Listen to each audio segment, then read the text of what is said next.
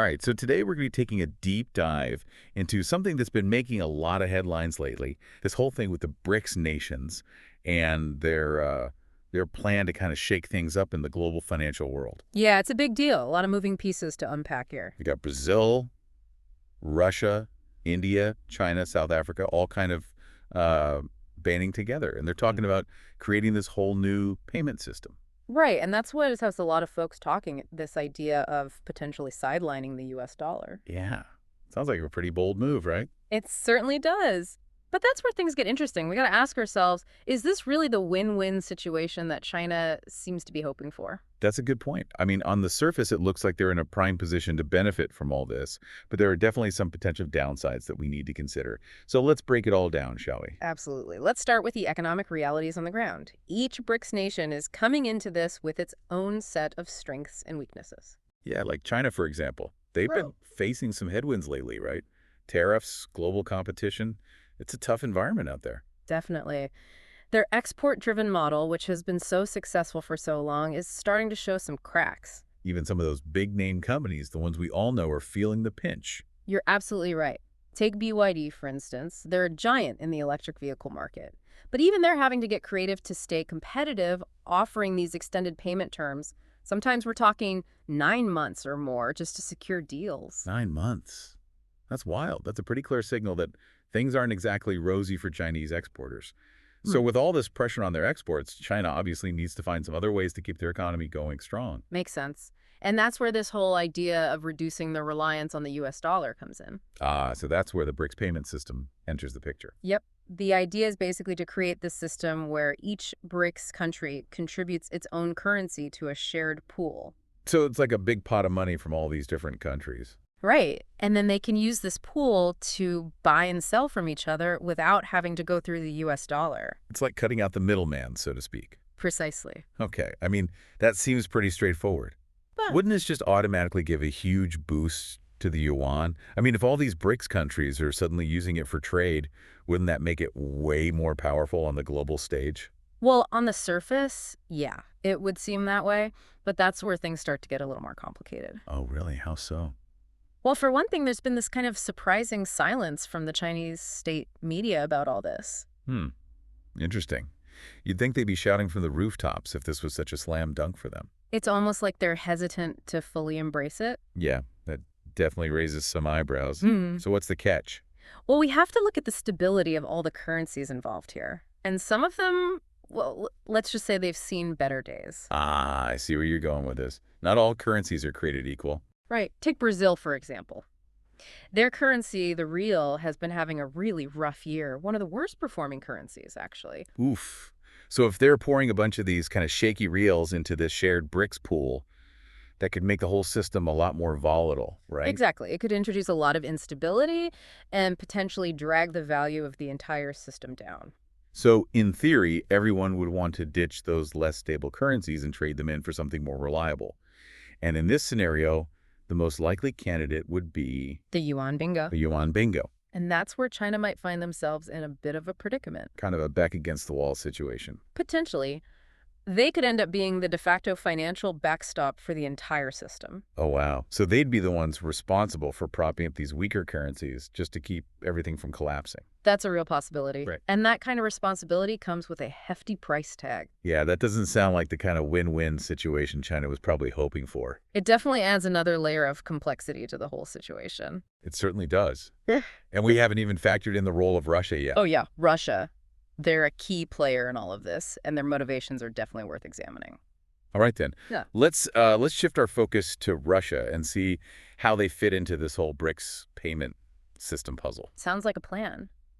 Let's dive in. So Russia, they've been hit pretty hard by those Western sanctions, and their currency, the ruble, well, it's not exactly the most sought-after currency in the world right now. Yeah, the ruble's definitely taken a hit. So how does Russia stand to benefit from this whole BRICS payment system thing? Well, for one, it gives them a way to kind of sidestep those sanctions, at least to some extent. Makes sense. So it's like a workaround for them. Exactly. But it goes deeper than that. They've been pushing for this idea of a single BRICS coin. A BRICS coin. Okay, now that's interesting. I haven't heard about that. What's the deal with that? Imagine a single currency backed by all the BRICS nations combined. Okay, so it's like a unified BRICS currency. Right. And on the surface, it sounds pretty appealing, right? Yeah, I mean, it sounds like it could simplify things a lot. But when you start digging a little deeper, you realize that this could actually be a pretty savvy move by Russia. Okay, now I'm really intrigued. How so? Think about it. Their economy compared to China's, it's not even close. Yeah, China's a powerhouse. Exactly. But with a BRICS coin, they can kind of punch above their weight. Leverage the strength of the group to their own advantage. You got it. And there's also the issue of China's trade deficit with Russia. Oh, right. They import a lot more from Russia than they export, which means they end up holding a lot of those rubles. And as we've already discussed, those rubles, well, they're not exactly the most useful currency to have right now. So is this whole BRICS coin idea a way for Russia to kind of offload those less desirable rubles onto China? It's definitely a possibility. It's all about shifting the balance of power within the alliance. Fascinating. And where does India fit into all of this? They've been a bit of a wild card in the whole BRICS dynamic, haven't they? Absolutely. They've been much more hesitant to kind of jump on that anti-West bandwagon. Yeah, Prime Minister Modi, he's been pretty clear that he sees BRICS as more of a development forum, a platform for cooperation on things like infrastructure and technology. Exactly. He's been very careful not to frame it as this direct challenge to the West. And let's not forget that very public move he made at the last BRICS summit, skipping out on some of the events to have a meeting with the German chancellor. That sent a pretty clear message. Yeah, it definitely did. It's like they're saying, we're here to do business, but we're not picking sides. Actions speak louder than words, man. For sure. So it makes you wonder if India might actually be quietly aligning with Russia on this payment system. Because if it does end up putting China in a tough spot, well, that could work out pretty well for India. It's a fascinating dynamic to watch unfold, for sure. Absolutely. And it all ties back to China's big ambition to make the yuan a global currency. Their Yuan internationalization dream. Right. How's that been going for them so far? Well, it's been a long and winding road, to say the least. It's not exactly a walk in the park to challenge the U.S. dollar. Definitely not. Despite China's economic might, the yuan still only accounts for a relatively small percentage of global transactions. You'd think with all the trade they do, their currency would be more widely used. Well, there are a few key hurdles they've been struggling to overcome. Like what? Well, for one thing, there's the issue of currency convertibility. Meaning? The yuan isn't fully convertible. You can't just freely exchange it for other currencies whenever you want. So there are restrictions in place. Exactly. And that makes it less attractive for international businesses and investors. They want flexibility. They want to be able to move their money around easily. Right. And then there's the issue of trust. Trust. For a currency to become a major global player, it needs to be seen as a safe and stable store of value. Yeah, nobody wants to hold on to a currency that could suddenly tank. Exactly. And unfortunately for China, the current global economic climate isn't exactly inspiring a lot of confidence. They've got slowing growth trade tensions and now this whole potentially risky BRICS payment system. It's a lot to juggle. It certainly is. So it sounds like the yuan has a pretty steep uphill climb ahead of it if it wants to seriously challenge the U.S. dollar. The path to becoming a global reserve currency is paved with challenges. And this BRICS payment system, well, it might actually be more of a roadblock than a stepping stone. So this whole thing that's supposed to be about breaking free from the U.S. dollar might actually end up making the dollar even stronger. It's ironic, isn't it? It's kind of like shooting yourself in the foot, huh? You're trying to weaken the dollar, but you might actually end up strengthening it. It really is a bit of a paradox. And it all boils down to some fundamental differences between the U.S. and China. Okay, I'm listening. What are these fundamental differences? The U.S. has this unique ability to basically print more dollars without completely destabilizing its own economy. They can kind of just create more money out of thin air? Well, it's a bit more complicated than that. But essentially, yeah, they have a level of flexibility that most other countries don't. And China doesn't? Not to the same extent. They're still so reliant on exports, which means they need to have a massive stockpile of U.S. dollars on hand. Why? To keep the yuan stable, to make sure it doesn't fluctuate too wildly in the global markets. Oh. So even if the yuan starts being used more and more internationally, they're still kind of chained to the U.S. dollar in a way. Exactly. They're trying to dethrone the dollar, but they still need it to keep their own economy afloat. It's kind of like a catch-22 situation, isn't it? It really is.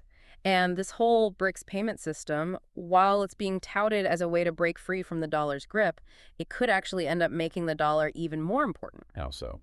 If China ends up having to bail out these weaker economies within the BRICS system, well, that's going to drain their dollar reserves. Which just makes them even more reliant on the dollar. Exactly. It's a vicious cycle. So this whole thing is a lot more complicated than it appears on the surface. It always is. The Yeah. global financial system is this incredibly intricate web of interconnectedness.